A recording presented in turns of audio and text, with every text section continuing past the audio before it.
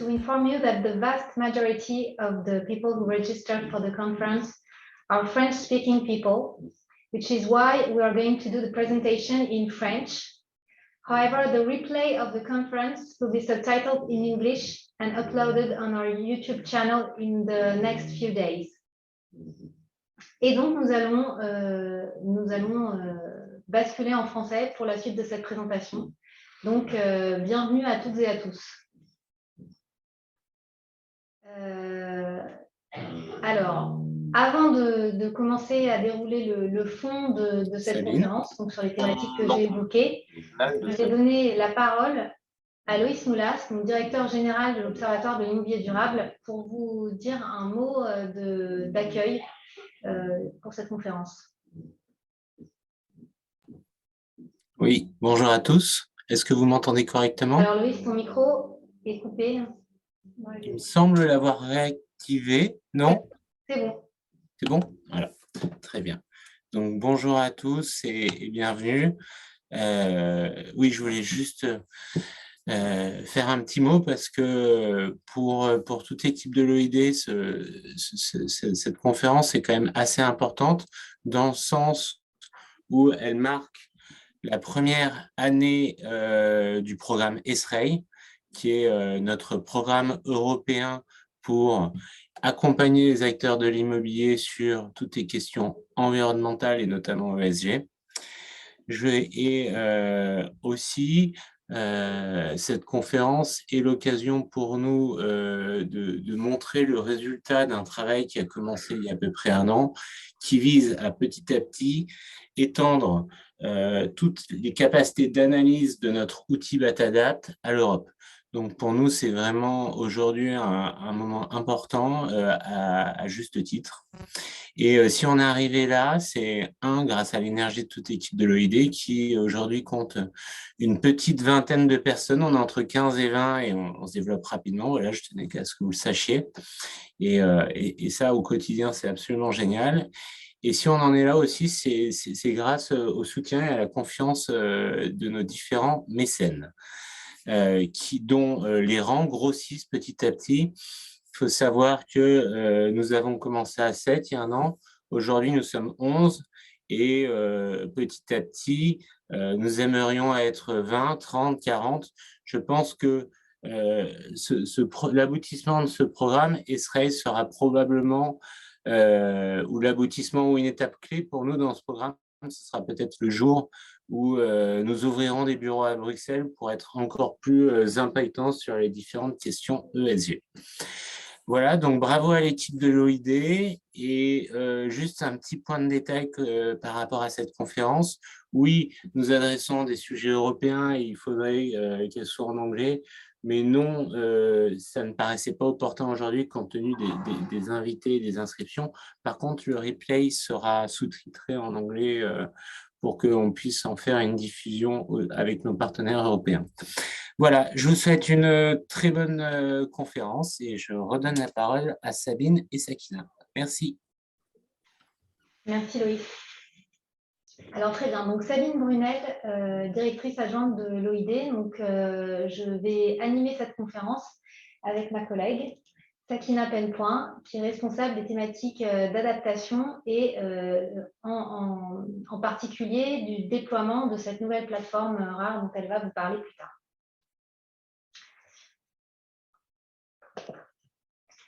Alors, un petit ordre du jour pour commencer. Donc, je vais passer très rapidement, ne vous inquiétez pas, sur les présentations de l'OID et me concentrer un peu plus sur ESREI et vous en dire un petit peu plus. Et puis, on va vraiment plonger dans les publications et la production de cette première année de travail qui a été, vous allez le voir, assez riche et dense. Donc, on va notamment faire un focus sur 2 études transverses que nous avons produites cette année. La première sur les trajectoires de décarbonation en Europe et la seconde sur la standardisation des DPE européens, donc DPE, Diagnostic de performance énergétique européen, et pourquoi cette harmonisation, elle devient fondamentale. Ensuite, c'est Sakina qui prendra la main pour vous présenter donc Resilience for Real Estate et les différentes évolutions de l'outil, qui a été aussi un énorme travail de l'équipe cette année. Et puis enfin, on vous donnera quelques informations sur ce qui arrive dans l'année qui vient pour ce programme. Alors, sans plus attendre, quelques mots sur la présentation de l'OID. Donc, je ne reviens pas sur nos missions parce que vous les connaissez maintenant. Sachez que l'association est reconnue d'intérêt général et qu'à ce titre, l'ensemble ou quasi l'ensemble de ce que nous produisons est à libre disposition des professionnels du secteur. Je voudrais quand même dire un mot à nouveau de remerciement sur les membres de l'association que vous voyez apparaître à l'écran et qui nous permettent, par leur soutien constant, financier bien sûr, mais aussi par leur implication au sein des différents groupes de travail, d'avancer sur tous les sujets qui concernent l'immobilier durable et la façon dont on peut faire progresser les choses dans les années à venir. Un mot aussi sur nos partenaires qui, vous le voyez, sont vraiment de profils très variés et pour lesquels un travail particulier sera mené dans les mois à venir pour les partenaires européens. Voilà, et j'en viens, on va dire, à l'un des cœurs du sujet. C'est une nouveauté de 2021 pour l'OID. Nous avons lancé 2 programmes mécénés. Le premier, donc, qui ne nous concerne pas aujourd'hui, mais dont je vous touche 2 mots sur la biodiversité, qui s'appelle Biodiversity Impulsion Group, et qui va réfléchir justement aux questions de biodiversité et la façon dont le secteur peut construire des bonnes pratiques et bénéficier d'indicateurs qui fassent consensus. Et puis le second, donc European Sustainable Real Estate Initiative, qui vise vraiment à permettre aux acteurs, notamment les acteurs qui ont des activités déployées sur plusieurs pays européens, qui se posent ces questions cruciales d'adaptation de leur patrimoine à une échelle européenne ou encore de performance énergétique ou de transition énergétique à l'échelle européenne pour leurs bâtiments et qui aujourd'hui ont du mal à trouver des comparaisons, des analyses transverses et on va dire des cadres posés qui puissent leur permettre d'élaborer une stratégie unifiée avec des bonnes pratiques unifiées à l'échelle européenne. Alors, je vous l'ai mentionné, mais ce que nous produisons est à libre disposition des professionnels. Et à ce titre, on a donc ce centre de ressources qui s'appelle Taloen, qui s'affiche à l'écran, au sein duquel un module dédié à Esrail a été ajouté cette année. Ce module présente les publications d'Esrail ainsi que toutes les publications en langue anglaise du programme, l'idée étant de pouvoir effectivement déployer et communiquer le plus largement possible sur ce que nous produisons en anglais. Voilà, alors 2 mots maintenant sur Esrail. Donc je vous l'ai dit, ceci ne serait pas possible sans nos mécènes. Donc comme Loïs l'a mentionné, nous sommes à l'heure actuelle 11 mécènes du programme et je les salue et les remercie chaleureusement. Vous les voyez apparaître à l'écran. La plupart d'entre eux, un certain nombre d'entre eux sont là depuis le début de l'aventure et en tout cas, une grande partie de ce que nous vous présentons est discuté avec les membres du COPIL, donc constitué des mécènes. Et puis, il y a un travail de travail qui est en tout cas discuté, co-élaboré. Aussi, ça nous permet de prioriser les axes à regarder parce que vous imaginez bien qu'une fois qu'on dézoome de la France pour regarder ce qui se passe en Europe, on a de quoi faire sans problème. Alors, le contexte européen, un mot, donc ça, vous en êtes tous conscients, j'imagine. Il y a vraiment un enjeu autour des régulations, des réglementations européennes qui sont impulsées de plus en plus au niveau de l'Europe avant de se traduire, d'être transposées, on va dire, pays par pays, avec plus ou moins de fidélité au texte initial. Et ça, c'est aussi quelque chose qui transparaît très clairement des travaux que nous avons menés cette année. Les questions que nous nous sommes posées, donc je les remets ici, sur les DPE, donc les EPC européens, la décarbonation du secteur en Europe, et puis évidemment le besoin des acteurs, donc ça je l'ai dit, qui opèrent sur plusieurs pays, à pouvoir avoir une vision d'ensemble. Alors, comment nous faisons dans ce programme pour répondre à ces attentes? Eh bien, différentes choses. Tout d'abord, avoir une veille technique et réglementaire sur ce qui se passe pays par pays et au niveau de la Commission. Ensuite, un objectif qui est ambitieux de production de benchmarks, notamment concernant les données énergétiques des bâtiments. Donc, c'est vraiment dans la lignée du travail qui est mené à l'OID depuis 10 ans maintenant dans son baromètre de performance énergétique et environnementale. Et c'est vraiment un processus que nous aimerions répliquer, mais cette fois-ci élargi à d'autres pays européens. Créer un réseau de partenaires, je vous l'ai mentionné, c'est aussi fondamental. Et évidemment, étendre notre outil de résilience et d'adaptation BAT-ADAPT à l'échelle européenne. Et ça, on y reviendra un peu plus tard. Alors, au niveau des publications d'Esraël cette année, on va dire les premiers travaux que nous avons initiés, donc en décembre dernier, ont consisté à aller regarder donc, pays par pays. Nous avions commencé à l'époque par l'Allemagne. Quel était le cadre réglementaire applicable en matière d'ESG pour l'immobilier dans le pays donné. Donc, depuis, nous avons décliné ce format sur 8 pays. Donc, pour vous les citer, on a fait l'Allemagne, le Royaume-Uni, l'Italie, l'Espagne, les Pays-Bas, le Luxembourg, la Belgique. Et nous avons fait la France aussi pour pouvoir avoir une fiche comparative. Et donc, les prochaines fiches sur lesquelles nous travaillons, ce seront l'Irlande et le Danemark, si je ne me trompe pas. Et évidemment, nous allons déployer ce travail sur beaucoup plus de pays. Voilà, c'est les 2 prochaines, mais il va y avoir régulièrement des fiches mises à jour sur le site. Un autre élément important, c'est que nous avons aussi planifié et prévu un travail de mise à jour régulière de ces fiches. Alors, je fais une pause.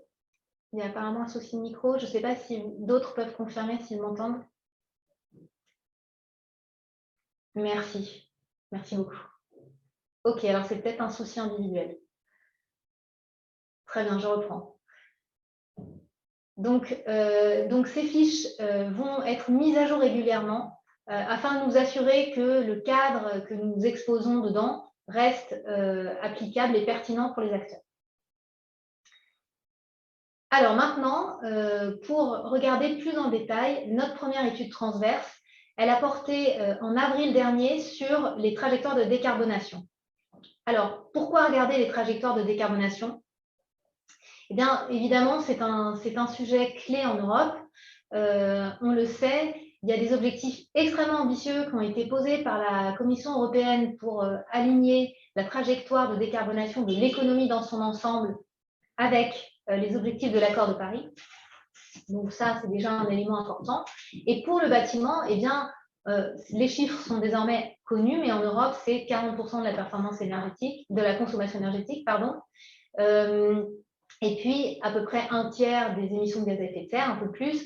Et de ce fait, c'est évidemment un secteur clé pour réussir cette bascule et opérer cette transition. Enfin, il y a encore une fois ce contexte réglementaire qui fait que les acteurs doivent vraiment avoir une vue claire de ce qui est attendu de leur part, et puis aussi pays par pays. Évidemment, les labels et les certifications sont une façon d'aider les acteurs à comprendre un petit peu comment faire mieux sur leur bâtiment. Mais en fait, on se rend compte aujourd'hui que la conformité réglementaire est devenue beaucoup plus prioritaire pour les acteurs parce que justement, il y a ce contexte dense et qu'ils n'ont d'autre choix que de faire face. Alors, sur le périmètre de cette étude, nous avons analysé 9 pays donc, qui apparaissent à l'écran. Le choix de ces pays s'est fait évidemment en fonction des, on va dire, des poids lourds, des gros pays qui nous entourent bien sûr, mais également en sollicitant l'avis, encore une fois, des mécènes afin de pouvoir prioriser certains pays qui semblaient utiles, intéressants d'aller étudier, parfois un petit peu pionniers ou exposant une stratégie un petit peu différente. Alors, aujourd'hui, on ne va évidemment pas revenir sur les trajectoires individuelles de chacun de ces 9 pays. Toutefois, sachez que chacun de ces 9 pays donc, a une page récapitulative comme celle qui s'affiche à l'écran, avec les éléments clés réglementaires qui permettent d'atteindre cet objectif de quasi-neutralité carbone, disons, du secteur à 2050, et puis une courbe que nous sommes allés chercher pour chacun de ces 9 pays. Et puis, ce qu'on trouve aussi dans l'étude, et c'est presque le plus intéressant, c'est malgré tout le comparatif de ces différents pays, comment ils se positionnent les uns par rapport aux autres, donc à la fois en termes d'ambition et à la fois en termes de périmètre de mesure. Alors, on le verra un petit peu plus tard, la comparaison n'est pas si facile en la matière. Voilà, alors, quelques mots sur les leviers de décarbonation du secteur du bâtiment. Je ne vais pas rentrer dans le détail, mais quand même, pour vous en toucher deux mots, il y a évidemment le levier de l'efficacité énergétique, donc un levier qui est fondamental, mais insuffisant à lui tout seul. Il y a un enjeu qui est à la fois individuel, mais quand même beaucoup collectif, qui consiste à décarboner les sources d'énergie. Donc, évidemment, les bâtiments sont concernés au premier chef. Alors, il y a des choses qu'on peut faire au niveau d'un bâtiment, mais il y a aussi beaucoup de transitions, on va dire, énergétiques globales qui doivent être intégrées dans ce levier. Et puis, troisième levier, on va dire, de principe, c'est la façon dont on utilise ces bâtiments. C'est-à-dire permettre aux bâtiments, à l'usage qui en est fait, d'être vertueux et aussi sobre et pertinent que possible. Ne pas consommer ce qui n'est pas utile finalement. Évidemment, cet enjeu est crucial. On sait qu'il y a eu un appel la semaine dernière sur la sobriété lancé à tous les Français. Bien là, c'est quelque chose qui rejoint un petit peu cette thématique. On va tous avoir besoin de faire attention à nos usages et dans le bâtiment notamment. Alors, quelques chiffres clés, notamment en termes d'ambition qui sont posés aux différents horizons. Donc, les deux horizons principaux qui sont posés en général, c'est 2030 et 2050. Ici, quand on regarde, on se rend compte que l'enjeu, c'est de diminuer, donc tous les chiffres que je vous présente sont pour le bâtiment. Les moins 60%, c'est une diminution des gaz à effet de serre en 2030 pour le bâtiment à l'échelle européenne. 40% d'énergie renouvelable dans le mix, donc toujours à 2030. Depuis 2021, normalement, tous les bâtiments neufs en Europe doivent être NZEB. NZEB, c'est Nearly Zero Emission Building. Et puis, le taux de rénovation des bâtiments doit doubler d'ici 2030. Alors, il est vraiment très peu élevé, ce taux. Pour autant, ce n'est pas si évident que ça de le faire doubler, et c'est pourtant un enjeu majeur parce que la transition du parc existant est évidemment un sujet crucial.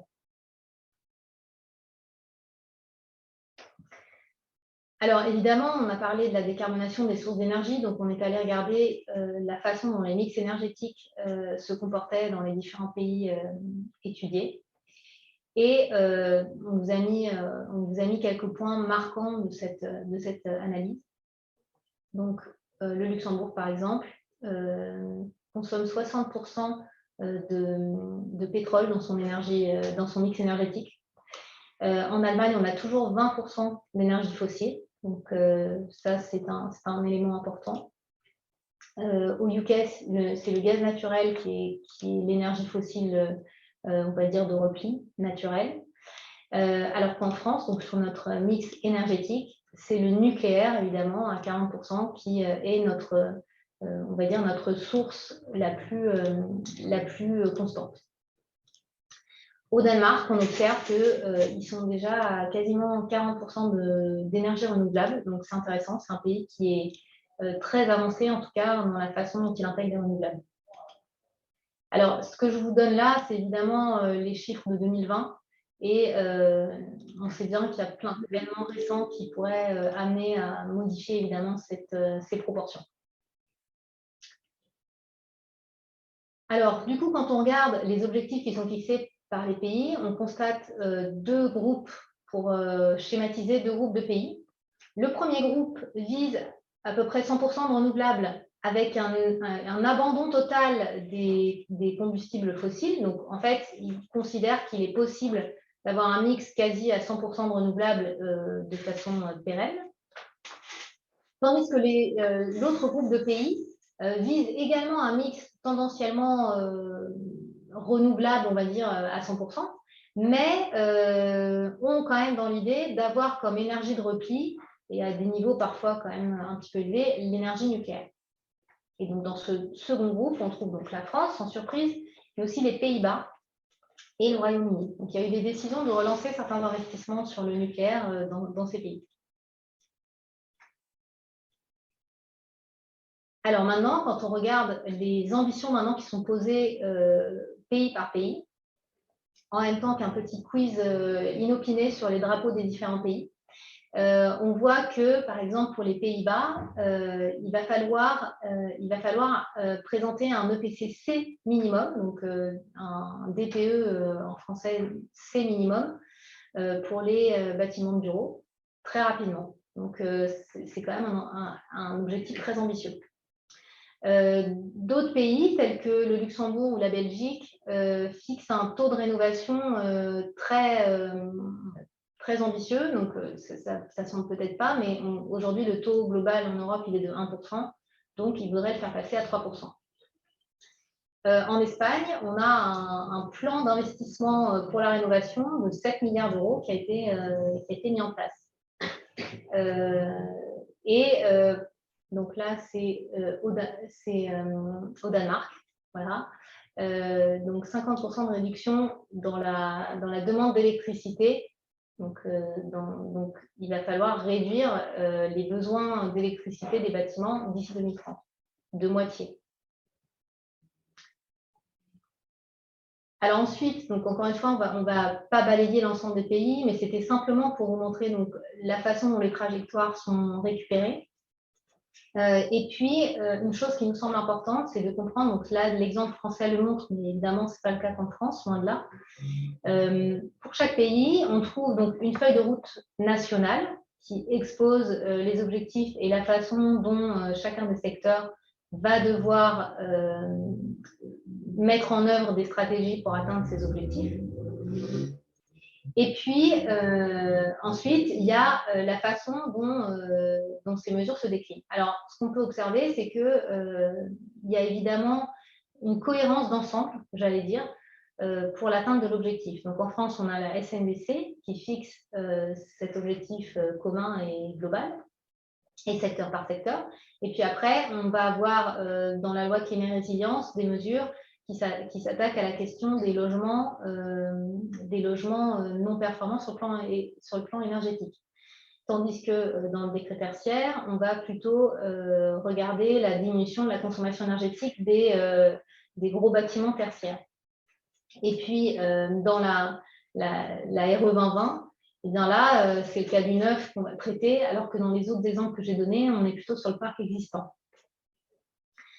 Voilà, donc on vous a mis par ailleurs donc, ce chiffre qui est issu de la RE 2020, donc 85 kWh en énergie primaire par mètre carré.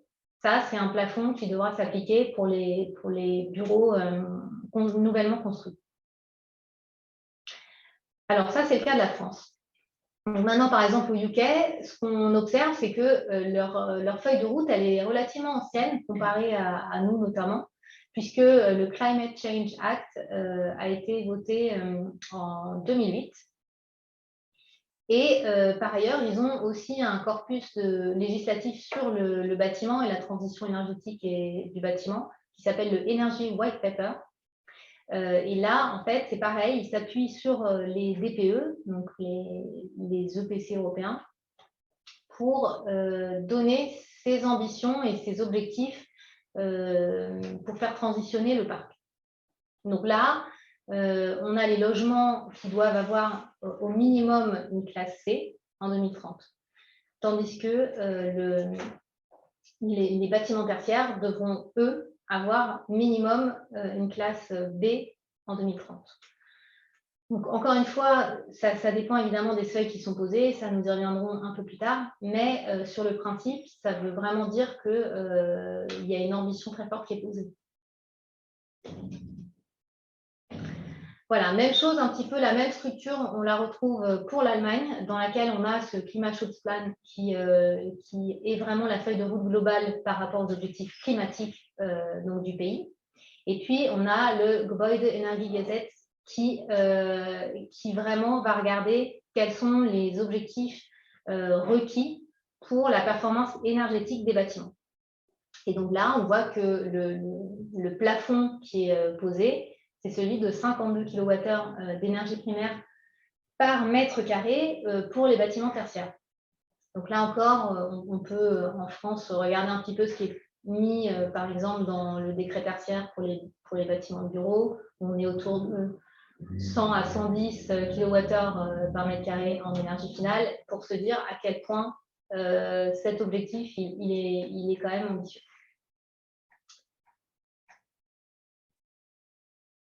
Alors précisément, si on vient maintenant regarder pays par pays de façon commune comment les uns et les autres déploient leurs ambitions et quel niveau d'ambition ils se posent. Alors, on a d'abord un groupe de pays qui vraiment vise une décarbonation quasi totale du secteur. Pour certains pays, on n'a pas trouvé d'objectif dédié au secteur. Il y a un objectif global pour l'économie, mais pas forcément pour le secteur du bâtiment. Et puis, d'autres fixent des objectifs, pour le coup, peut-être plus mesurés, en tout cas dans ce qu'ils communiquent. Ensuite, on a la question de l'intensité carbone de l'électricité des différents pays, qui est ici détaillée. Et ce qu'on voit, c'est que de façon logique, la France est à ce jour le pays avec le kilowattheure le moins chargé en carbone, si je puis dire, grâce à l'énergie nucléaire. Et qu'en revanche, on a un certain nombre de pays qui ont encore une électricité qui est quand même relativement bien carbonée, très carbonée, à savoir donc, ceux qui sont listés ici, le Royaume-Uni, l'Allemagne, l'Italie, le Luxembourg et les Pays-Bas. Donc on voit que pour autant, ces pays se fixent des objectifs très ambitieux de proportion d'énergie renouvelable dans leur mix, et que du coup, ça veut vraiment dire qu'il y a un travail énorme à mener pour arriver à ces objectifs. Voilà, alors sur ce tableau qui n'est pas forcément lisible parce qu'il y a beaucoup d'informations, mais que vous retrouvez de toute façon dans l'étude, il y a un point sur comment les recommandations ou même les exigences de la Commission européenne se traduisent pays par pays. Donc, on le sait, il y a des objectifs communs qui sont posés, mais pour autant, il y a beaucoup de divergences dans l'application concrète de ces exigences. Donc, ça rend évidemment le travail de comparaison relativement compliqué de pays à pays. Et puis, il faut bien réaliser que, du coup, il va y avoir des choix de priorisation différents. Certains pays vont s'attaquer en priorité aux bâtiments publics, d'autres vont faire un focus sur les bâtiments tertiaires d'une certaine taille, d'autres vont appuyer la rénovation du résidentiel, d'autres vont fixer d'abord des normes constructives extrêmement exigeantes, etc. Donc, ça fait que le périmètre des mesures en place, même si on est toujours sur de la rénovation, de la sobriété et de la décarbonation des sources d'énergie, les trois leviers que je citais tout à l'heure, eh bien, l'application très concrète, elle n'est pas tout à fait comparable d'un pays à l'autre. Voilà, alors maintenant, s'il fallait retenir quelques points clés de cette étude, premièrement, évidemment, l'ambition européenne et le rôle clé du bâtiment. Ça, c'est le premier point. Deuxième point, les points de départ sont différents et du coup, les trajectoires de décarbonation vont être différentes, donc avec des pentes notamment différentes selon les pays. Troisième point, il y a vraiment des variations substantielles dans les traductions nationales des objectifs communs. Donc, il faut regarder un petit peu dans le détail comment ça se profile. Et enfin, quatrième et dernier point, il va être indispensable de pouvoir comparer pour autant toutes ces mesures et tout ce qui est mis en œuvre de pays à pays, parce que quand on voit les dispositifs tels que la taxonomie au niveau européen, le fait que la définition d'un immeuble, d'un bâtiment durable devra maintenant être la même et suivre des critères établis, eh bien, ça devient du coup indispensable que les mesures concrètes soient elles-mêmes relativement cadrées et comparables. Donc voilà ce que j'avais à vous dire sur cette étude aujourd'hui. Donc, pour rappel, vous retrouverez l'ensemble de ces informations donc, sur notre site Taloel. Et avant d'enchaîner, je vous propose de prendre peut-être quelques questions s'il y en a sur le chat ou si vous voulez avoir plus de précision.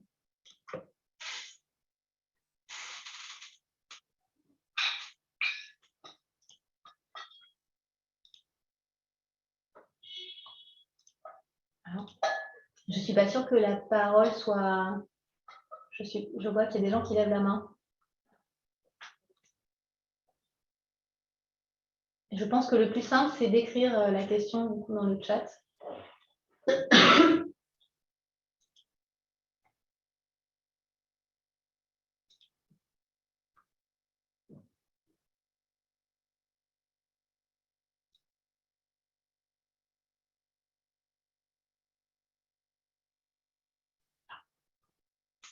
Alors, il y a notamment normalement un module de questions-réponses sur lequel vous pouvez envoyer vos questions si vous le souhaitez.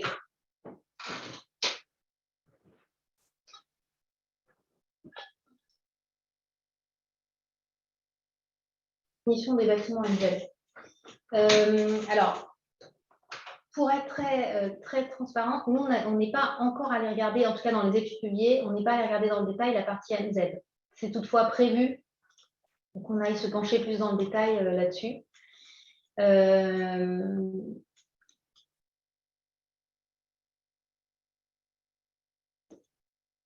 Alors, oui, donc il y a une réponse sur le fait que le NZEB à date, c'est la RT 2012.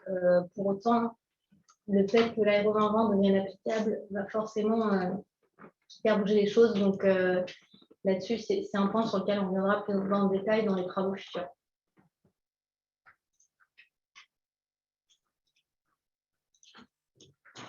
Alors, il y a une question sur les... On avait vu la question précédente.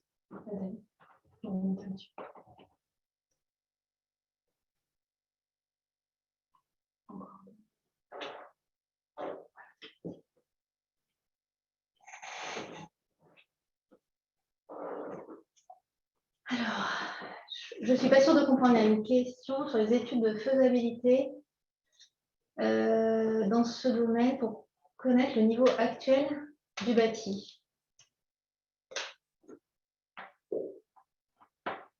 Alors, ok, donc je comprends pas forcément le détail de cette question. Ce qui est sûr, c'est que, et ça on va en parler par la suite, un des outils clés qui a été choisi et appuyé au niveau européen et donc des différents pays, c'est l'Energy Performance Certificate, donc le DPE français, et qu'il va y avoir des évolutions donc, au niveau du périmètre à venir de ces certificats, et que donc quand on regarde, quand on s'appuie sur ces certificats, bah, ça permet de donner on va dire ce qui est défini comme non performant pays par pays. La question du coup sous-jacente étant toujours la même, est-ce que c'est comparable d'un pays à l'autre? Alors, je suis désolée, en fait, je ne vois pas bien ce qu'il y a dans le chat. C'est plus facile si vous contribuez sur la partie questions, mais je vais quand même répondre à une des questions qui est évoquée. Comment envisagez-vous l'impact de la taxe européenne sur le secteur? Nous l'envisageons colossal, en fait. Ce qui est certain, c'est que le référentiel de taxinomie va conduire à une harmonisation des pratiques et de la façon dont on calcule les indicateurs pour les acteurs, et que du coup, il va y avoir évidemment des travaux qui vont se lancer pour permettre aux acteurs de disposer de définitions appuyées sur des indicateurs communs. Donc là encore, le PC en a un exemple, mais le NZ, il va falloir aussi le clarifier et l'harmoniser. Et en fait, tous ces calculs-là, toutes ces définitions-là, il va falloir les normer au niveau européen.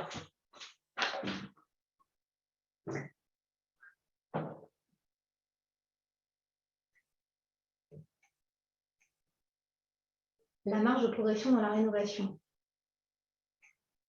Ah oui, alors peut-être, donc si j'interprète, c'est la façon dont les rénovations atteignent les objectifs de performance qu'elles se fixent.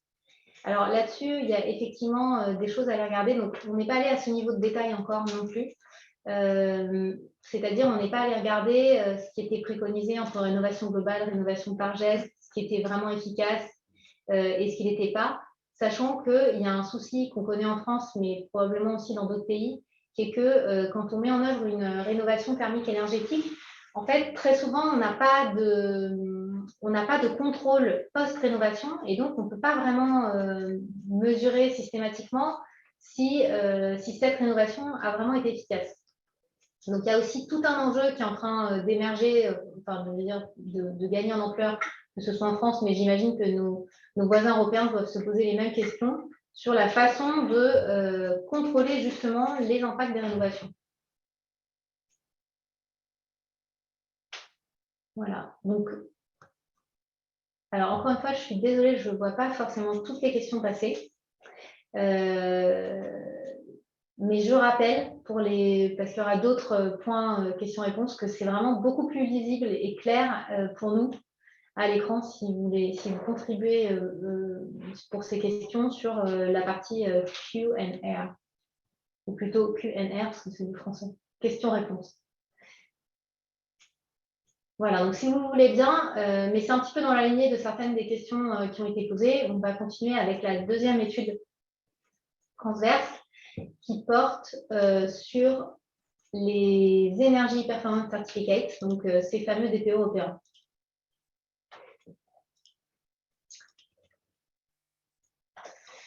Alors, là encore, c'est une étude qui a été mise en ligne hier. Je ne voulais pas repréciser, mais je pense que vous l'avez en tête. Elle est évidemment disponible pour tous les professionnels qui souhaitent la regarder. Donc là, vous voyez le sommaire de l'étude. Donc, on est vraiment revenu à la définition, j'allais dire, historique et l'évolution de ces définitions ces 20 dernières années. Et puis, on est allé regarder justement comment les réglementations rendent le DPE finalement de plus en plus important, et notamment la taxinomie, puisque ça a été une question posée. Et enfin, on est allé regarder pour essayer de comparer le cas de 9 pays européens et de la façon dont ils procèdent pour justement ces DPE. Alors, donc concernant le contexte dans lequel ces DPE se déploient en Europe, donc j'y reviens pas, donc la neutralité carbone, c'est toujours le même objectif qui s'applique. Et on a une directive européenne qui s'appelle l'EPBD sur la performance énergétique des bâtiments, qui est une directive qui date de 2002 et qui venait donner un cadre, on va dire, pour ce qui concerne la performance des bâtiments et qui introduisait un outil nouveau à l'époque, donc en 2002, qui était ces Energy Performance Certificates. Depuis, il y a un événement réglementaire, si je puis dire, majeur, qui est que la taxinomie européenne a basé son critère d'atténuation sur notamment sur la classe DPE des immeubles de bureaux. Donc, on reviendra plus en détail après sur ça, mais en tout cas, ça, c'est un élément majeur qui rend vraiment cette question du DPE cruciale pour les acteurs, notamment pan-européens. Et évidemment, le défi, c'est vraiment la comparaison de ces DPE. Du coup, ce que nous avons fait, nous sommes allés regarder les critères théoriques des DPE et puis on a fait un comparatif donc, pour regarder les différentes classes qui étaient utilisées, quelles méthodes de calcul avaient été prises en compte et les périmètres aussi de ces DPE. Et le résultat de ça sera une étude en 3 volets. Donc la première qui est en ligne depuis hier, c'est vraiment le tour d'horizon général de ces DPE européens. La seconde fera un focus plus précis sur le cas des DPE résidentiels. Donc, elle paraîtra à l'automne prochain. Et le troisième volet, lui, fera le focus sur les bâtiments de bureaux. Alors, je vous l'ai dit, les DPE sont introduits donc, par cette directive européenne en 2002. Donc là, vous avez une chronologie assez précise, mais on va dire dans les grandes lignes, ce qu'il est important de retenir, c'est que au fil des années, cette directive et ce cadre fixé pour la performance énergétique des bâtiments a évolué donc a connu des révisions, hein, c'est comme ça qu'on appelle le processus au niveau européen. Et il y a plein de choses qui ont été précisées. Les DPE donc, initiaux qui étaient un petit peu là en bonus, si je puis dire, sont maintenant obligatoires dans un certain nombre de cas qui ont été définis par les directives suivantes, du moins les révisions de la directive suivante. Et puis, il y a un certain nombre de choses complémentaires qui ont été introduites lors de ces directives. Donc là, on le voit, par exemple, en 2018, l'importance d'avoir une stratégie de rénovation à long terme, donc, typiquement. Et enfin, la dernière colonne, donc je vous ai mis 2021, mais en fait, c'est la proposition qui a été faite en 2021. Ce n'est pas encore validé, adopté officiellement. On est encore en attente de ça. Mais il y a un certain nombre de principes qui sont quand même posés. Par exemple, la question des plans de rénovation nationaux ou des passeports énergétiques ou de bases de données nationales libres d'accès. Et surtout, ce qui nous intéresse là, c'est la standardisation des indicateurs et des étiquettes des DPE. Et donc, encore un point sur le fait de réduire la validité des EPC relatifs aux actifs les moins performants, donc ceux qui sont classés du D à G, de pouvoir réduire cette validité à 5 ans, alors qu'aujourd'hui, la validité serait de 10 ans. Donc, pour toutes ces évolutions, on est encore en attente, mais en tout cas, ce qu'on peut déjà observer, analyser, c'est l'ensemble des compléments qui ont été posés à cette introduction initiale en 2002. Alors, je l'ai mentionné, au départ, le DPE, c'était un petit peu indicatif, et puis au fur et à mesure, on se rend compte que ça devient un point d'appui qui est vraiment précieux pour mettre en œuvre des politiques de transition énergétique. Donc, que ce soit à l'échelle des pays, donc on a par exemple la France, pour laquelle des mesures de la loi climat et résilience s'appuient sur les étiquettes DPE pour lutter contre les passoires thermiques. On a le Royaume-Uni qui, dans son Energy White Paper, on l'a vu, fixe des objectifs d'exigence DPE à horizon 2030, à la fois pour le résidentiel mais aussi pour le tertiaire. On a l'Italie qui a plusieurs dispositifs d'incitation fiscale qui sont conditionnés par l'obtention d'un seuil minimal en classe DPE. Les Pays-Bas, eux, on va dire de façon relativement comparable au UK, pardon, fixent des objectifs en seuil, pareil, pour petit à petit améliorer la performance globale de leur parc. Et enfin, je l'ai évoqué, mais là je vais rentrer un petit peu plus dans le détail. En fait, on a une place fondamentale des DPE par rapport au référentiel de la taxonomie européenne pour le critère d'atténuation du changement climatique. Alors, ce qu'on voit, c'est que en construction, c'est pareil, j'ai vu passer une mention dans le chat et on y reviendra dans les mois prochains, mais en construction, c'est vraiment la question du NZEB moins 10%, qui est la question fondamentale que doivent se poser les acteurs. Et en second lieu, on a, pour l'acquisition et la gestion d'actifs immobiliers, on a une articulation sur les minimums de classe DPE à obtenir. Donc, pour le critère de contribution substantielle, c'est-à-dire le critère principal, l'enjeu principal pour lequel l'acteur souhaite contribuer, on a un DPE-A qui est requis. Alors, on a un DPE-A qui est requis et il y a une alternative qui est posée de faire partie des 15% les plus performants de son parc d'actifs comparables. Sachant que pour le moment, cette alternative, elle est posée notamment parce que le nombre d'actifs classés DPE-A reste très faible. Et pour le critère DNSH, donc sous le vocable de la taxonomie, c'est Do No Significant Harm, donc c'est le volet d'exigence minimale pour les acteurs qui souhaiteraient contribuer substantiellement sur un autre enjeu. Et bien pour ce critère, on a cette fois-ci un EPC minimum, un DPEC minimum.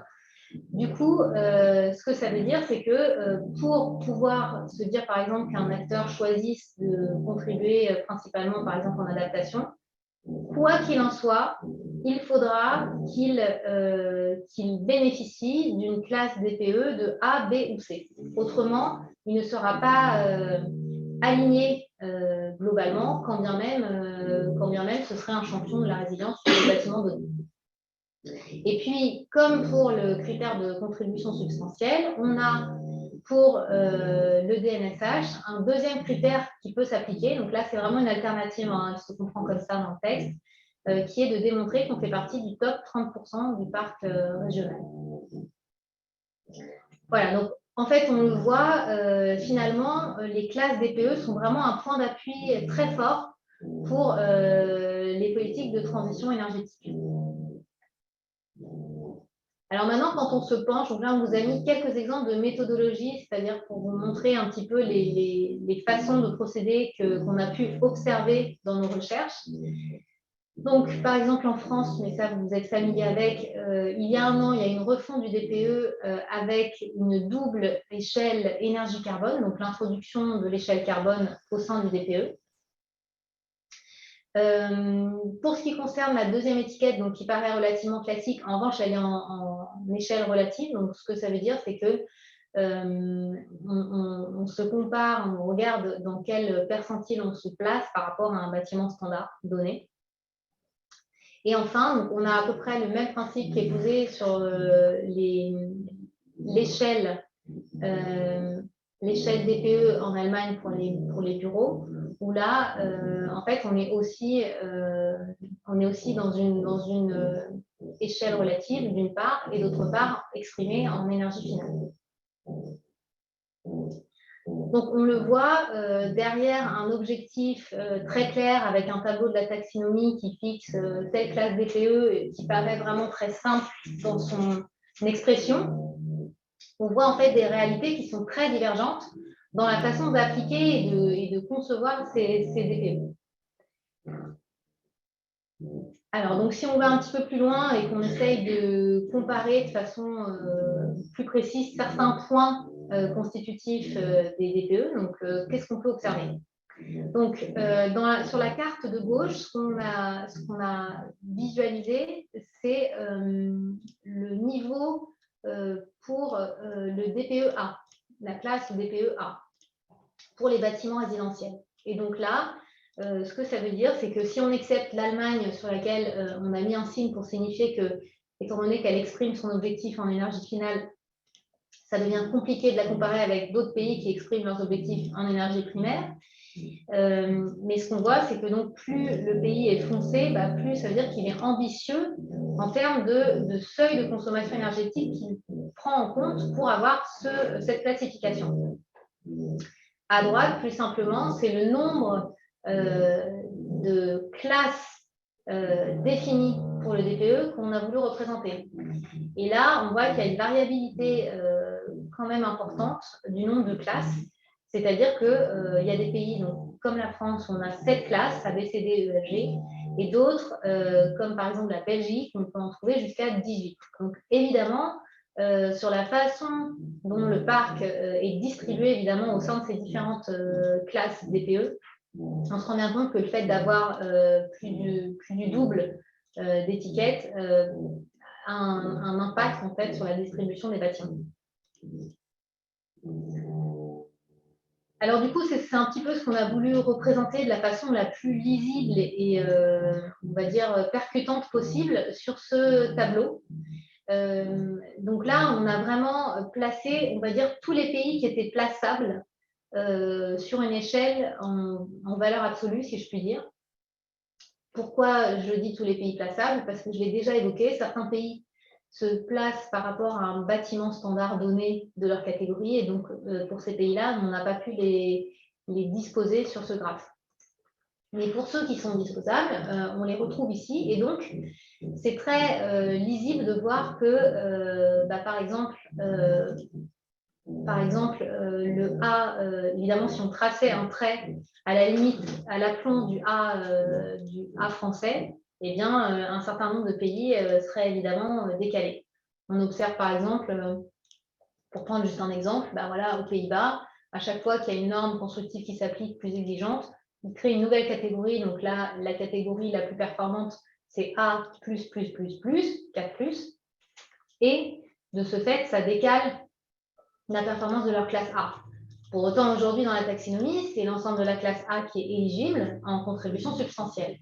Donc, on voit bien que ces enjeux, finalement, qui étaient importants pour avoir la bonne vision de la performance des bâtiments, mais pas forcément fondamentaux, on va dire, en termes de comparaison européenne, à partir du moment où on met en place un référentiel commun et où on souhaite mettre en œuvre en fait des financements fléchés vers les bâtiments considérés et définis comme durables, donc ça devient vraiment très compliqué de continuer à opérer avec un tel graphe en fait, qui reflète la situation.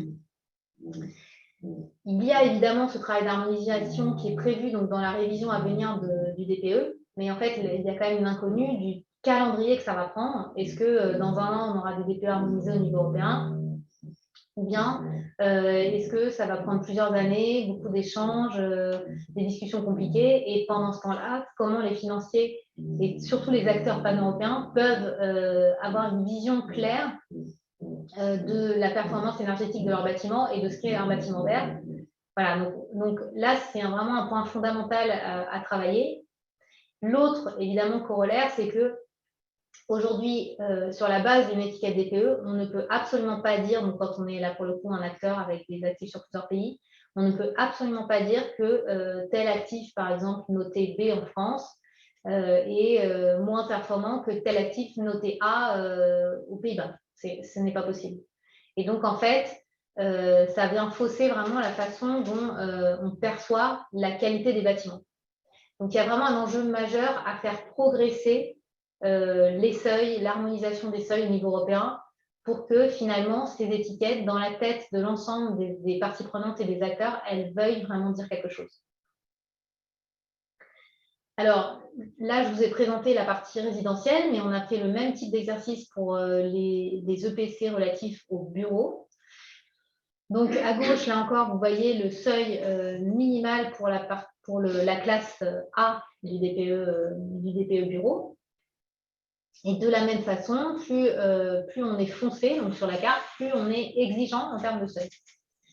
Et à droite, on a remis donc, pour la partie office, pour la partie bureau, pardon, le nombre de classes qui sont existantes au sein des DPE.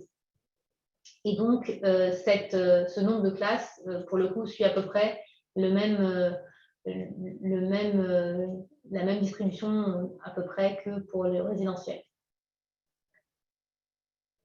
Et donc, on obtient pour les bureaux un tableau donc, qui ressemble à celui du résidentiel. Donc, ce qu'on peut noter déjà, c'est qu'il y a moins de pays sur ce tableau, tout simplement parce que sur le cas des bureaux, on a plus de pays qui fonctionnent encore aujourd'hui en comparaison par rapport à un bâtiment de référence et donc en échelle relative. Et donc, ça n'a pas été possible de les positionner sur ce graphe. Mais on va dire tous les écueils qui sont visualisés sur la partie résidentielle, on les retrouve ici, c'est-à-dire que l'étiquette n'est pas, à l'heure actuelle, même à typologie égale, n'est pas suffisamment cohérente pour donner une vision claire de ce qu'est un bâtiment performant d'un bout à l'autre de l'Europe. Voilà, donc sur cette étude, si on voulait résumer un petit peu les enseignements, donc évidemment, depuis leur introduction en 2002, les diagnostics de performance énergétique ont évolué et aujourd'hui, c'est vraiment un point d'appui très fort des politiques de transition. Ensuite, retenir que, évidemment, comme le critère d'atténuation peut se baser sur la classe DPE, ça devient un élément majeur que les acteurs doivent vraiment prendre en compte. Ensuite, il y a beaucoup de différences qui persistent entre les différents pays, donc que ce soit sur les critères théoriques ou les seuils de chacune de ces classes DPE. Et puis également que aujourd'hui, il y a une petite avance des DPE résidentiels, ça on peut le noter aussi, par rapport à la fidélité aux principes posés par la directive européenne EPBD. Par rapport aux DPE tertiaires. Il y a un rattrapage qui sera probablement fait dans les mois à venir pour les DPE tertiaires pour essayer de coller mieux aux demandes posées par la directive. Et puis enfin, il va y avoir une révision de cette PVD, ça c'est acquis. Et l'un des objectifs de cette révision, c'est évidemment cette harmonisation parce qu'on l'a vu, c'est maintenant essentiel pour les acteurs de disposer d'un outil harmonisé puisque référentiel commun et investissement, financement fléché vers ce qui va être considéré comme durable. Voilà, donc encore une fois, je vous remets l'édito de cette étude donc, disponible sur Talon.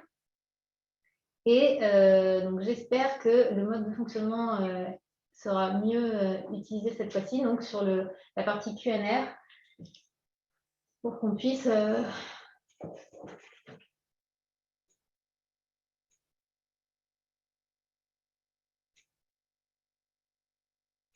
Ok, alors...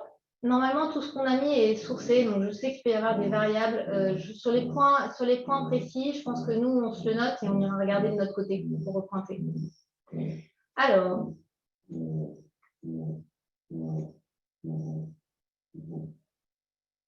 ah oui, a-t-on une idée du nombre de bâtiments classés par étiquette au niveau européen pour comparaison et savoir quel est le pourcentage du patrimoine qui est le plus performant à l'échelle européenne?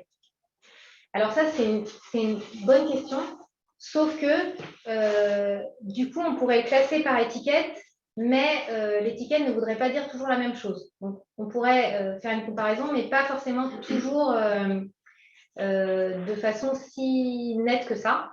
Il y a un certain nombre de pays qui le font, notamment, je crois, le Royaume-Uni. Il y a une base de données sur les DPE.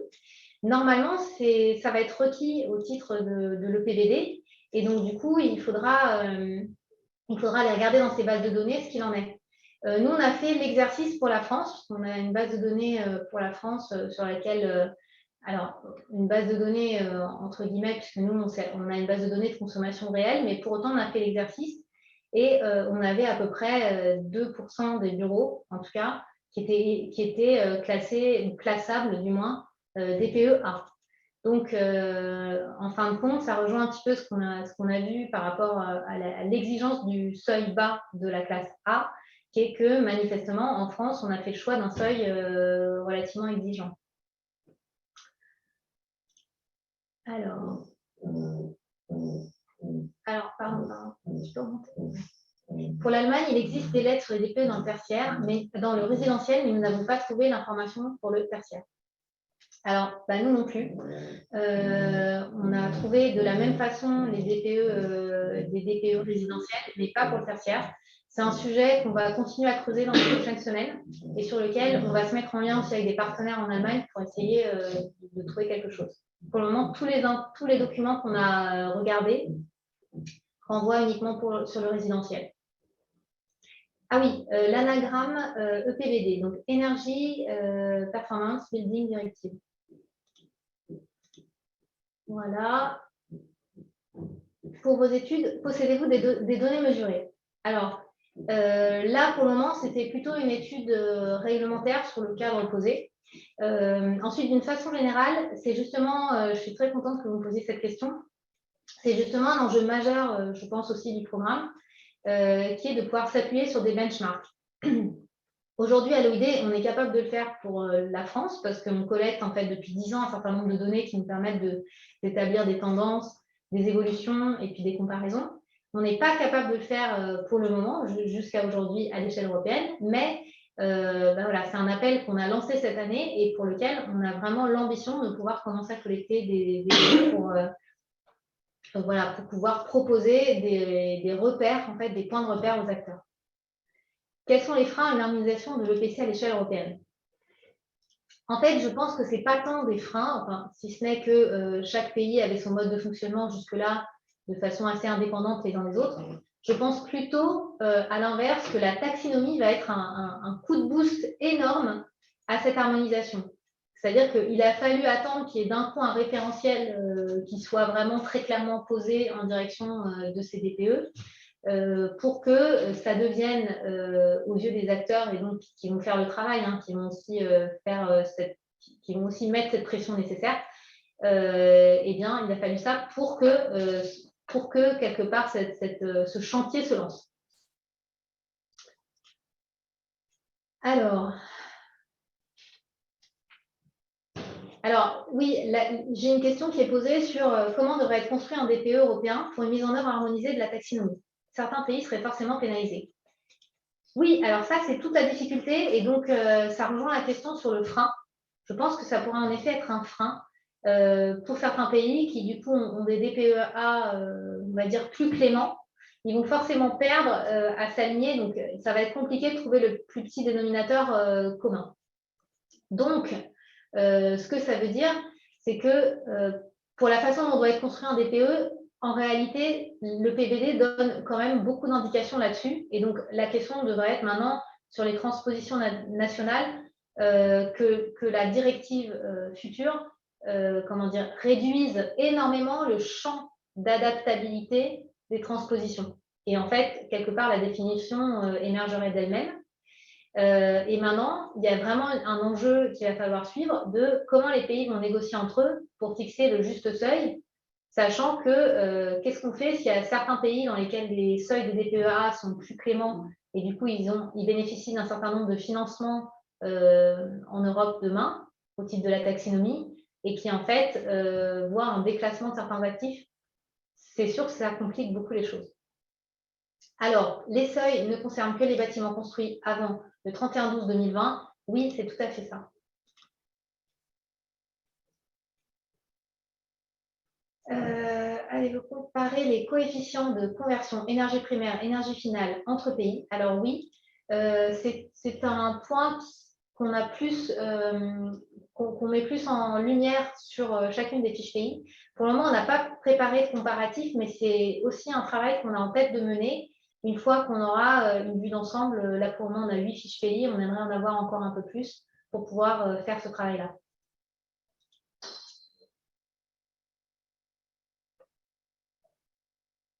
Voilà, normalement, j'avais répondu à la taxonomie. Les écoquartiers, je dois vous dire que je ne sais pas répondre à cette question, en toute franchise. Et sur les ENR, j'ai déjà répondu qu'on irait repointer ça. Merci pour l'info. Et du coup, c'est bon, je pense, pour cette session. Je pense que j'ai répondu à tous. Alors, excusez-moi, du coup, il y a encore des questions dans le chat.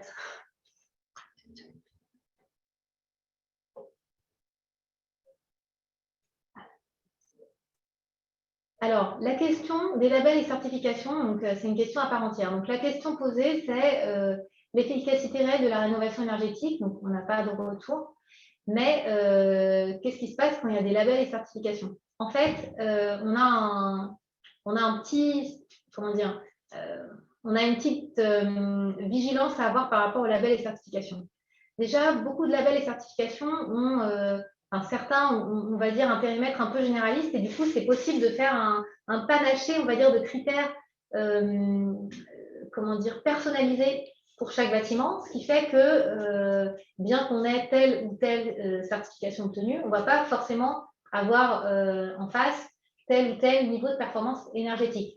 Mais il y aura peut-être eu d'autres critères de bien-être au travail, par rapport à la biodiversité qui auront été, pour le coup, mis en avant. Donc ça ajoute de la complexité. Et du coup, ce qu'on observe, en fait, quand je parle de contrôle, c'est vraiment des contrôles à la consommation réelle. Or là, en fait, la plupart des labels et certifications fonctionnent encore sur des modèles, des modélisations, en fait. Et par exemple, sur la consommation énergétique, beaucoup. Et de ce fait, c'est très compliqué de pouvoir traduire en réalité, c'est-à-dire dans la consommation réelle sur facture, l'obtention d'un label et d'une certification. Donc ça, c'est un croisement de données qu'on mène chaque année, je ne sais pas, mais en tout cas régulièrement à l'OID dans le cadre de notre baromètre. Et en fait, on a des surprises quand on essaie de regarder la corrélation entre obtention de label et niveau de performance énergétique mesuré. Voilà, donc je vais considérer que j'ai à peu près tout vu. Désolée si nous sommes toujours disponibles si vous voulez nous contacter par la suite. Et donc, je suis très heureuse de passer la parole à ma collègue Sakina, qui va prendre le relais. Merci, bonjour à tous. Je travaille sur l'outil Resilience of the Estate, qui du coup répond à un besoin davantage de clarté sur la résilience des bâtiments face aux différents enjeux et crises à venir. Et donc, je vais tout de suite vous parler de ce nouvel outil, cette nouvelle plateforme qu'on a mis en place et qui est disponible depuis aujourd'hui, 10 minutes avant la conférence, et qui du coup se trouve sur le lien r4re.fr. Cette plateforme, donc, c'est la plateforme R4RE, Resilience for Real Estate. Elle a pour but de répondre petit à petit à tous les enjeux de résilience en fournissant des indicateurs et des cartographies de risques sur différents sujets. En l'occurrence, pour aujourd'hui, on va parler d'un outil en particulier qui est disponible sur notre plateforme, c'est Batadapt. Mais il faut savoir que donc c'est l'outil qui est en lien avec l'analyse des risques climatiques, mais il faut savoir qu'on va petit à petit traiter davantage de sujets, dont un sujet sur les risques biodiversité, Biodibat, qui paraîtra à la fin de cette année 2022. Et que de toute façon, cet outil, vous aurez des nouvelles au fur et à mesure. Il suffit pour ça d'aller sur le site R4RE où vous retrouverez toutes les informations. L'outil a pour nouveauté qu'il il est toujours gratuit et il est disponible maintenant en anglais également. Et il a pour particularité par rapport à de nombreux outils le fait d'être vu en concertation régulière avec les acteurs de l'immobilier au cours de groupes de travail, etc. Donc c'est un outil qui est vraiment adapté au secteur de l'immobilier. Petits éléments de contexte pour vous parler de la venue de cet outil et des raisons pour lesquelles on a travaillé sur cet outil. Alors, je vais parler de Batadapt principalement aujourd'hui, je le répète, et du coup, à partir de maintenant, je vais vraiment me concentrer sur l'analyse des risques climatiques. Et donc, dans le contexte climatique, il y a eu deux gros éléments qui ont été des boosters un peu pour ce sujet. Et le 6e rapport du GIEC qui est paru entre septembre et janvier-février de cette année, selon les différentes parties, qui a particulièrement alerté sur la vulnérabilité des infrastructures face au changement climatique. Donc ça a été une première grosse alerte. Et il y a eu en deuxième la taxonomie européenne qui est sortie et qui renforce le besoin des acteurs de l'immobilier à faire des analyses de risques cartographiques pour le changement climatique sur leurs bâtiments. Pourquoi? Parce que ça fait partie du DNSH, du critère adaptation dans la taxonomie. Je vais parler tout particulièrement de ce graphique en bas à droite parce qu'il va être super important de comprendre qu'il y a différents scénarios de changement climatique et donc d'augmentation de température globale à 2100. Et donc, on va retenir en particulier le scénario 2.6, le scénario 4.5 et le scénario 8.5. Avec un scénario 2.6 qui est un scénario extrêmement ambitieux. Le scénario 4.5 qui est un scénario intermédiaire et le scénario 8.5 qui est un scénario business as usual, c'est-à-dire un scénario catastrophique. Dans la taxonomie, la première étape sur laquelle il faut se pencher pour connaître les risques climatiques, c'est d'abord de regarder la classification des aléas et dans cette classification, répertorier les aléas qui vont avoir un impact sur les activités en question. Pour l'immobilier, on a répertorié ces différents aléas, donc chaleur, sécheresse, vulnérabilité en lien avec la hausse du niveau de l'eau et l'érosion, donc les submersions marines et l'érosion côtière, les précipitations intenses et inondations, les tempêtes et vents violents, les feux de forêt, les grands froids et les mouvements de terrain. Je ne reviendrai pas aujourd'hui sur les impacts que ça a sur le bâtiment, puisque j'imagine que vous le savez mieux que nous. Mais du coup, pour pouvoir savoir comment ces aléas vont évoluer en fonction des années, ce qui est bien mentionné de manière très claire dans la taxonomie, c'est qu'il faut se baser sur des projections climatiques du GIEC et qui sont à la pointe de ce qui existe à l'heure actuelle. Donc nous, nos deux sources majeures, il y en a d'autres également, mais nos deux sources majeures d'informations sur cet outil, ça va être l'IPCC Interactive Atlas, l'atlas interactif du GIEC, qui va nous donner des sources très récentes, cet atlas d'ailleurs est paru en août 2021, et l'Adriac de culture du climat, donc une plateforme qui nous donne des sources sur la France en particulier, et du coup bien plus précises. Je n'ai pas parlé des partenaires, c'est extrêmement important. Là, vous avez un aperçu de nos partenaires sur ce travail, qu'il soit financier, institutionnel ou scientifique, avec une mention particulière pour les partenaires scientifiques qui sont très importants dans le développement de cet outil, puisqu'ils répondent très régulièrement à nos questions techniques et méthodologiques concernant toutes les données climatologiques. Je pense notamment à Météo France, DRGM, CNM, etc. Autre nécessité dans la prise en compte d'une analyse de risque cartographique lié au changement climatique, c'est de regarder plusieurs scénarios, c'est demander dans la minute, avec des projections à long terme. Les 3 scénarios dont je vous ai parlé tout à l'heure et qui sont importants à regarder, il va y avoir le scénario ambitieux que vous voyez dans l'indicateur à droite, qui est un scénario qui nous limite le changement climatique à 1,5 degré d'augmentation de température. Donc c'est un risque qui est minimal et ce n'est pas forcément le risque à prendre en compte, mais c'est intéressant de l'avoir en tête puisque c'est le risque dans le cas minimisé dans le cas où on est le plus ambitieux possible. Désolée pour le bruit, on a des aléas techniques du direct. Le scénario intermédiaire, du coup, c'est le scénario qui limite l'augmentation de température à 2 degrés. Et le scénario le scénario business as usual, je suis désolée, il y a une erreur dans la présentation. Le scénario business as usual, RCP 8.5, c'est le scénario qui prévoit une augmentation de température de 4 degrés ou plus d'ici à 2100. Et c'est en réalité le risque réaliste et donc l'indicateur à prendre en compte pour vraiment se pencher sur la question de quel est le pire risque en fait à venir.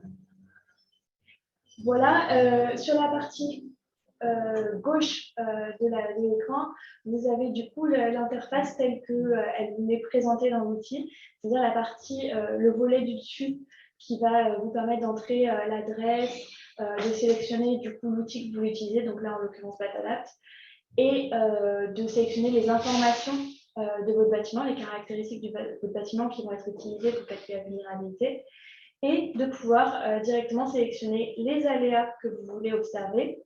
Et dans les aléas que vous voulez observer, les indicateurs en particulier que vous voulez voir. Et sur la carte, la possibilité de choisir directement le scénario à visualiser et l'horizon court terme, moyen terme ou long terme à visualiser. Ce qu'il faut comprendre, c'est que là, on a parlé jusque-là de l'exposition au changement climatique, c'est-à-dire à l'adresse indiquée, quels vont être les indicateurs climatiques et quelle va être l'évolution de température au regard des données climatologiques. Il faut rajouter à ça, pour être plus précis et comprendre mieux la vulnérabilité, le risque des bâtiments, des caractéristiques territoriales, c'est-à-dire la réponse du territoire face au changement climatique. Et cette réponse est extrêmement importante parce que en zone urbaine, en plein milieu d'une ville, vous n'avez pas la même réponse au changement climatique qu'en zone externe, même si la température de cette région est similaire. Et du coup, on a rajouté des informations, notamment dans la partie modèle français, sur les îlots chaleur urbains, la pollution sonore, etc. Et on croise ça avec des informations sur la vulnérabilité du bâtiment. Et c'est là qu'interviennent les réponses sur les caractéristiques techniques de votre bâtiment et sur les caractéristiques d'usage de votre bâtiment. Donc la vulnérabilité est calculée par rapport à ça. Il y a 42 questions en tout qui vous sont posées dans cet outil. Mais il faut savoir qu'à partir de 3 questions, on peut déjà avoir une vulnérabilité avec une fiabilité relativement faible puisqu'on n'a pas toutes les informations. Mais à partir de 3 questions, on a déjà une réponse à une question. Ces 3 questions sont la surface utile brute, le ratio de surface vitrée et le nombre d'étages. Et l'adresse, évidemment, pour avoir l'exposition au changement climatique. À partir d'un peu plus de questions, donc 10 questions, c'est les premières questions qui vont se poser, on peut également, si votre bâtiment est relativement standard, avoir un profil typique de votre bâtiment et avoir une idée de la vulnérabilité de votre bâtiment. Par exemple, à partir de l'année de construction, du type de bâtiment de manière générale, il y a quelques questions comme ça qui permettent de connaître votre vulnérabilité en quelques minutes. Cette vulnérabilité, du coup, elle est dans le petit carré à droite, dans le gros carré à droite, et donc vous avez une vulnérabilité qui est précisée. Vous avez à droite l'exposition au changement climatique qui va varier selon les scénarios intermédiaires, ambitieux, business as usual, et selon les horizons, proche, court et moyen terme, proche, moyen et long terme. Et ensuite, ce croisement de l'exposition climatique et de la vulnérabilité du bâtiment va permettre d'avoir une analyse croisée que vous voyez en bas et qui s'échelonne de 1 à 5. Voilà pour la partie utilisation d'outils. Maintenant, pour comprendre un peu plus en détail les modèles qui sont utilisés derrière, il faut savoir que ce qu'on a fait, c'est qu'on a regardé votre risque global pour l'aléa chaleur différemment sur la France et sur l'Europe. Pourquoi? Parce qu'en fait, les modèles utilisés sur la France et sur l'Europe ne sont pas les mêmes, les indicateurs disponibles ne sont pas les mêmes. Quand je dis disponible, c'est-à-dire disponible disponible dans les données scientifiques. Et du coup, on a utilisé pour le modèle Europe le nombre de jours supérieur à 35 degrés, les changements dans les températures maximales, les changements dans le maximum des températures maximales, c'est-à-dire une intensité qui change. Donc on s'est arrêté là pour l'Europe. Et donc, les scénarios sont les plus récents, mais l'échelle est moins précise. Pour la France, on a des informations plus précises avec toujours cet indicateur de nombre de jours supérieur à 35 degrés, mais aussi des vagues de chaleur, les nuits anormalement chaudes, l'effet du lot de chaleur urbain et la pollution sonore. Et donc, on a des indicateurs qui sont un modèle qui est plus précis, plus spécifique au territoire et plus précis aussi dans la maille et dans l'échelle, mais moins récent sur les données, puisque les descentes d'échelle scientifiques n'ont pas été toutes réalisées pour les derniers scénarios qui sont sortis. Et du coup, ce qu'il faut comprendre, c'est que pour avoir des données plus récentes et comparables sur l'ensemble de l'Europe, pour les bâtiments, il vaut mieux se baser sur le modèle européen et qu'en fait, la partie modèle française va permettre de préciser ce diagnostic. Il faut voir aussi que si vous comparez un même indicateur, c'est-à-dire le nombre de jours avec une température supérieure à 35 degrés, vous allez pouvoir retrouver des indicateurs très différents pour les mêmes horizons et mêmes scénarios entre la France et l'Europe. Pourquoi? Parce que, en fait, comme les scénarios n'ont pas été faits au même moment, il y a 5 ans d'écart entre les différents scénarios, on retrouve une augmentation du niveau de risque d'année en année qui se traduit là par un nombre de jours supérieur à 35 degrés au même horizon supérieur dans les scénarios qui ont été faits les plus récents. Là, je vais vous parler un petit peu pour aller plus loin que les modèles et l'utilisation d'outils tout le reste est disponible gratuitement. Je vais vous parler des fonctionnalités professionnelles qui nécessitent du coup d'être connectées. Donc, les fonctionnalités professionnelles, il y a le fait d'avoir un compte pour chaque employé, chaque collaborateur de l'entreprise, et du coup, chaque collaborateur peut ajouter des bâtiments, les voir, avec des droits en modification, en lecture attribués selon les besoins des collaborateurs et selon les demandes de l'entreprise. Et en fait, ces collaborateurs peuvent voir l'ensemble des bâtiments si les droits sont accordés, de l'entreprise en question. Donc ça, c'est la première partie. La deuxième partie, c'est qu'on a une base de données qui est directement en ligne, une fois que les bâtiments ont été intégrés, avec l'ensemble des indicateurs de risque, les détails d'identification des bâtiments, les caractéristiques, et tous les indicateurs dont j'ai parlé, exposition, vulnérabilité, analyse croisée, selon les différents scénarios et horizons. Il y a également la possibilité d'avoir un historique d'année par année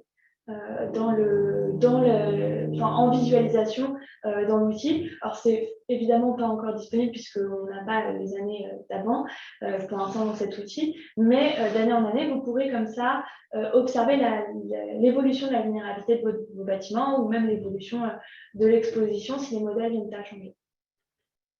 Il y a la possibilité d'exporter la donnée en la téléchargeant en Excel. Avec toutes les mêmes informations que vous aviez dans la base de données en ligne. Et dernière fonctionnalité aussi qui est particulière au fait d'avoir un patrimoine, il est possible de visualiser sur des cartes l'ensemble des bâtiments que vous avez ou une partie, si vous avez filtré une partie des bâtiments,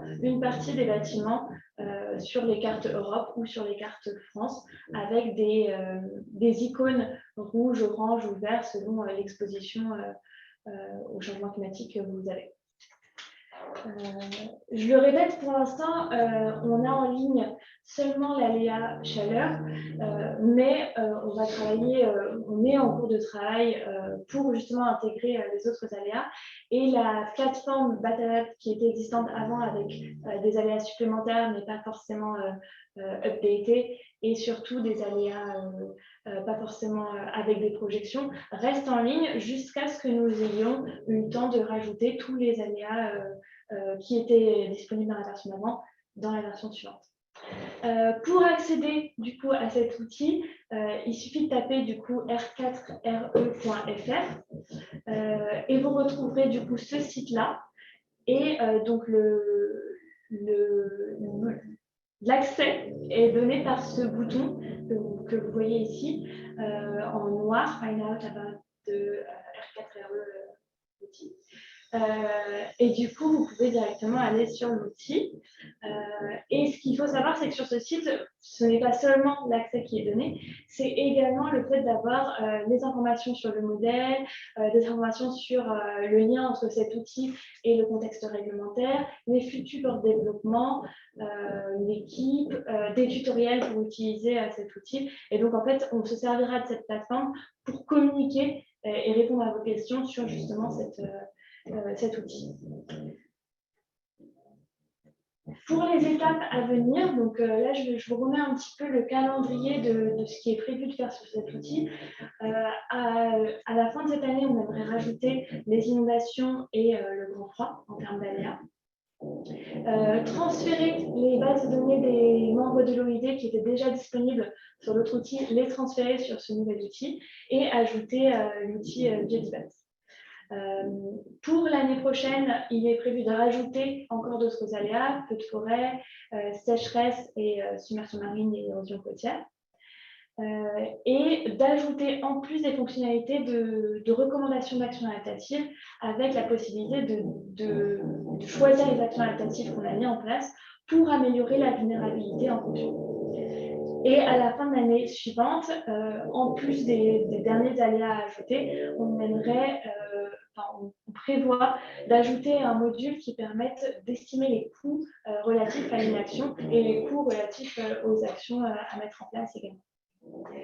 Voilà pour les évolutions futures à mettre en place. Et maintenant, si vous avez des questions, c'est le moment.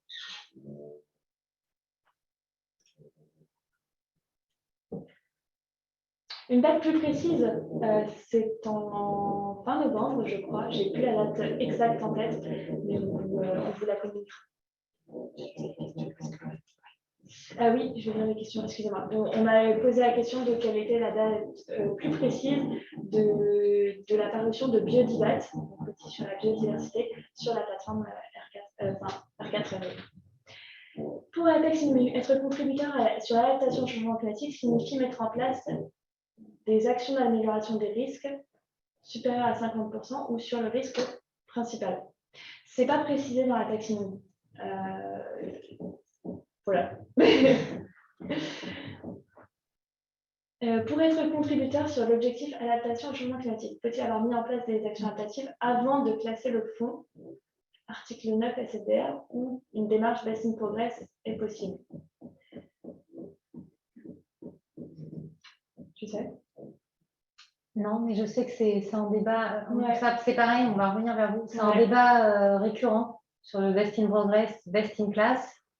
Et sur l'adaptation, en l'occurrence, il y a des façons différentes de voir, en gros, est-ce que c'est possible d'être vraiment adapté ou bien est-ce que finalement, il n'y a guère que du progrès possible. Ouais. Donc, à préciser.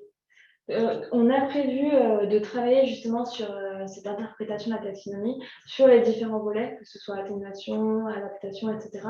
Donc, à partir de septembre, je pense qu'on aura beaucoup plus d'informations sur ces questions. Quelles seraient les informations supplémentaires de la V2 concernant le risque inondation par rapport à géorisque? Déjà, on va rajouter les précipitations intenses, et donc ça permettra d'avoir plus d'informations. On va parler également en termes de précision territoriale de l'artificialisation des sols. Et on prévoit aussi, dans le cadre d'un partenariat potentiel avec un de nos acteurs partenaires, si tout va bien, de prendre en compte davantage la sinistralité qui va au-delà de seulement les PLU, les PPR, pardon. Donc, on risque d'aller plus loin sur sur le risque d'inondation. Vous avez évoqué une note plus grosse maille établie avec 3 questions seulement. Je n'ai pas compris la question. Si tu réponds à 3 questions au lieu de 42 et tu peux déjà avoir un... Ah oui, en fait, l'idée, c'est qu'on a, alors pour les 3 questions, c'est surface brute utile, nombre d'étages et ratio de surface vitrée. Et ça nous permet d'avoir une idée déjà du ratio de surface vitrée par rapport à l'ensemble de votre bâtiment, ce qui est primordial pour avoir une idée de la vulnérabilité de votre bâtiment face aux vagues de chaleur et donc de savoir connaître un peu le confort thermique. Donc ça, c'est les 3 questions essentielles. Et en dehors de ça, on a besoin d'avoir d'autres informations pour établir des profils. Mais déjà, à partir de ces 3 questions-là, on a une vulnérabilité avec tout le reste des questions qui va être répondu par défaut selon une moyenne globale des bâtiments. Et on obtient une vulnérabilité avec ces 3 questions-là qui est plutôt importante puisqu'elle est un peu maximisée en fonction du risque du bâtiment. Et après, si vous venez préciser, normalement, vous pouvez avoir une vulnérabilité qui diminue en ayant plus d'informations. Prévoyez-vous de construire un outil d'automatisation du calcul de l'alignement à la taxonomie? C'est une bonne question, c'est une bonne idée. Je pense qu'on va y réfléchir. Question de détail. Sur les 3 questions clés, pourquoi le nombre d'étages est plus important que l'année de construction notamment? J'ai déjà répondu un tout petit peu avant, c'est parce que comme le ratio de surface vitrée joue énormément, on va avoir du coup des besoins d'informations sur le nombre d'étages pour savoir à quel point ce ratio de surface vitrée est réparti sur l'ensemble du bâtiment. Et après, l'année de construction, dès qu'on l'a, ça nous permet également de définir des profils et donc de changer les réponses aux questions par défaut sur toutes les autres questions pour avoir des vulnérabilités un peu plus faibles. Donc en fait, on prend le cas le pire quand on n'a pas les autres informations. Prévoyez-vous d'avoir des indicateurs de risque climatique différents entre la France et l'Europe, comme c'est le cas actuellement pour la chaleur, pour les autres risques climatiques? En fait, ce qui se passe, c'est que nous, on dépend complètement de l'existence des bases de données scientifiques, puisqu'on récupère les bases de données scientifiques, on les traite selon les questions métiers. Et du coup, ces bases de données sont différentes parfois pour la France et pour l'Europe. Et si elles le sont, dans ce cas, on a des indicateurs de risque différents. Et donc, probablement, très probablement, de toute façon, on a déjà commencé à regarder un petit peu cette donnée, toutes les bases de données pour tous les aléas sont différentes pour la France et pour l'Europe, puisqu'il y a des choses qui sont beaucoup plus précises à l'échelle nationale, et notamment les réponses territoriales, encore une fois, qu'à l'échelle de l'Europe en entier.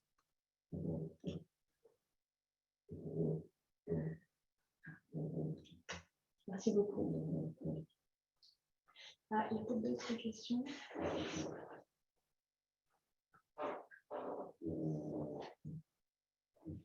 Bonjour, avez-vous été en contact avec le CSTB qui opère la base de données BDND?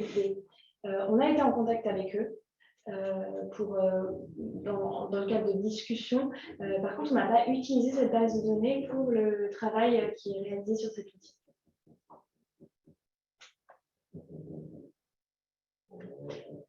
Alors, on a bien noté, pardon, ce que vous nous disiez sur les publications de l'Observatoire national de la rénovation énergétique. Et du coup, merci, on ira creuser ça également. Je vais sur une autre question. Votre outil a-t-il vocation à devenir réglementaire dans les années à venir ou du moins à avoir un impact sur les valeurs immobilières? Alors, réglementaire, en fait, c'est un peu au secteur aussi et en fait, on n'en est pas encore là, pour répondre très clairement. Pour le moment, on n'est pas dans cette vision-là, on est plutôt dans la réflexion de l'accompagnement des acteurs au vu de tout le cadre réglementaire qui évolue. Comment on peut, nous, de façon pragmatique et adaptée aux besoins des acteurs du secteur, venir être un point d'appui, donc en produisant des outils ou de la documentation, des informations qui leur soient utiles et absorbables aussi, parce qu'on réfléchit aussi beaucoup à ça. Sakina l'a pas dit, mais ça ressort un petit peu de toute la façon dont la plateforme est conçue.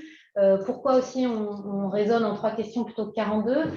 C'est simplement que le temps des professionnels étant précieux, on veut permettre au maximum de monde de pouvoir s'approprier nos outils, nos publications, nos livrables, et donc on fait aussi cet effort-là dans ce qu'on publie. Et avoir un impact sur les valeurs. Alors, avoir un impact sur les valeurs immobilières, je pense que ce n'est pas notre outil qui aurait tant un impact sur les valeurs immobilières que certains cadres réglementaires en tant que tels, où là, on peut s'attendre à ce qu'il y ait effectivement un impact sur les valeurs immobilières. Après, ce serait prétentieux de dire que c'est notre outil, mais peut-être que nous, on pourrait rendre plus lisible certains cadres, certains critères qui auraient un impact sur les valeurs. On va le dire plutôt comme ça. Ouais. Par exemple, si la cartographie qui est disponible est utilisée pour répondre à ce critère DNSH dans le cadre de la taxonomie européenne, potentiellement, ça peut avoir un impact sur la valeur des biens qui sont justement vus comme étant comme répondant à ce critère. Ah oui. Alors, notre outil n'est pas réglementaire, mais il est gratuit pour les membres de l'OID via ces solutions payantes proposées par les cabinets de conseil. Faites votre pub. Et merci beaucoup, c'est fait. Oui, notre outil est gratuit pour tous les membres de l'association Observatoire de l'immobilier durable. Et du coup, c'est vrai que ça reste utile parce que du coup, il est possible entre les différents acteurs d'être sur cet outil et d'avoir en fait des analyses qui sont comparables pour les différents acteurs qui l'utilisent. Merci Grégoire. Alors, je pense que là, on semble avoir fait le tour de ce qu'on voit passer à l'écran. On a dépassé un petit peu en plus le temps en partie. Alors, on a une main levée, mais ça, je ne sais pas bien comment traiter ça. Donc, bon. Peut-être que je vous propose, c'est qu'on avance. Je pense qu'on va terminer dans pas tant de temps que ça. Donc, on pourra vous libérer avec un petit peu d'avance sur le planning initial. Hop. Alors, juste un mot sur ce qui arrive, puisque c'est quelque part le plus intéressant pour nous et vous à ce stade. Donc, je l'ai dit, le travail sur les fiches pays va continuer. Et donc, on va continuer notre tour d'horizon de la façon dont les différents pays posent le cadre pour la prise en compte des enjeux ESG du secteur du bâtiment. Donc, suivez-nous régulièrement, on relaie ces publications sur LinkedIn, on les met en ligne régulièrement. N'hésitez pas à nous suivre pour avoir l'information en temps utile. Et puis, un point quand même, presque un appel à contribution, si je puis dire, c'est-à-dire que on en a parlé, la taxinomie quand même a pas mal irrigué cette conférence, même si ce n'était pas son thème officiel, mais parce que par sa vision systémique, par le fait qu'il y ait 2 critères, donc adaptation et atténuation, qui soient définis, sur lesquels on est, vous l'avez compris, pas mal en train de cogiter, elle fixe un certain nombre de choses. Et en fait, on a un énorme besoin pour les acteurs et le secteur d'avoir un benchmark de données énergétiques disponible partout en Europe. Donc, je l'ai dit, c'est un travail qu'on mène et qu'on va continuer à mener donc, en France, donc, selon une méthodologie qui est auditée par PricewaterhouseCoopers depuis maintenant des années. Et en fait, on lance un appel donc, sur 3 pays européens, qui normalement vont apparaître là, voilà. Donc, si vous souhaitez contribuer sur des données de bâtiments situés en Allemagne, au Royaume-Uni ou aux Pays-Bas, n'hésitez pas à nous contacter. Donc, l'adresse s'affiche ici, puis vous aurez le support. Je ne l'ai pas précisé, mais il sera mis en ligne à disposition de tous également sur Talweb. Mais voilà, je pense qu'il faut prendre conscience que si on souhaite avoir des points de repère pour l'ensemble de la filière, finalement, chacun d'entre vous, en contribuant à des travaux d'intérêt généraux tels que ceux qu'on essaie de mettre en œuvre, eh bien, ça peut avoir un impact majeur sur la lisibilité et donner des indicateurs dont on a bien besoin. Voilà, je ne vais pas m'étendre parce que je l'ai déjà mentionné, mais donc on a évidemment dans l'idée d'aller creuser nos liens avec des partenaires et chercher des partenaires complémentaires en Europe. C'est un point important du programme. Et puis donc une mention de nos ressources récentes. Donc évidemment, vous avez l'étude de décarbonation et l'étude DPE qui est en bonne place. Et puis, donc, sur les fiches pays, on en a une sur les Pays-Bas et une sur la Belgique qui sont relativement récentes, qui datent toutes les deux de ce printemps. Voilà, donc, il me reste à vous remercier pour votre attention, parce qu'on a évoqué plein de sujets très différents. Et donc, on espère que vous avez trouvé ça intéressant. Et stay tuned pour la suite.